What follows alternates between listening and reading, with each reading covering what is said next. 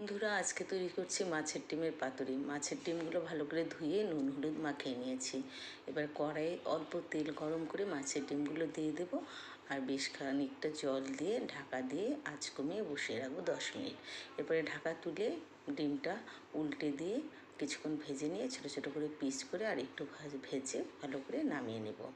আবার তেল দিয়ে দিলাম, এদিকে মিষ্টি কুমড়ো, বাঁধাকপি, ঝিঙে, বেগুন কুচো করে কেটে নিয়েছি, সেটা দিয়ে দিলাম, আর পরিমাণ মতো নুন হলুদ দিয়ে নাড়াচাড়া করে ভাজতে থাকলাম ঢাকা দিয়ে। 2 চামচ সর্ষে আর কয়েকটি লঙ্কা বেটে নিলাম, যে যেমন ঝাল খাবে সে সেরকম লঙ্কা দিবে। সবজি প্রায় সিদ্ধ হয়ে গেছে, এবার আমি মাছের ডিমগুলো গুঁড়ো করে দিয়ে দিলাম, আপনারা পিস পিস করেও দিতে পারেন। আর দিয়ে দিলাম সর্ষে লঙ্কা যে বেটে রেখেছিলাম সেটা। তো ভালো করে আঁচ বাড়িয়ে ভেজে নেব বেশ কিছুক্ষণ, তারপরে একটু জল দিয়ে আঁচ কমিয়ে ঢাকা দিয়ে রেখে দেবো। তারপরে জল শুকিয়ে গেলে, সবজি সেদ্ধ হয়ে গেলে, ঝরঝরে হয়ে গেলে নামিয়ে নেব। বন্ধুরা, সঙ্গে থাকুন।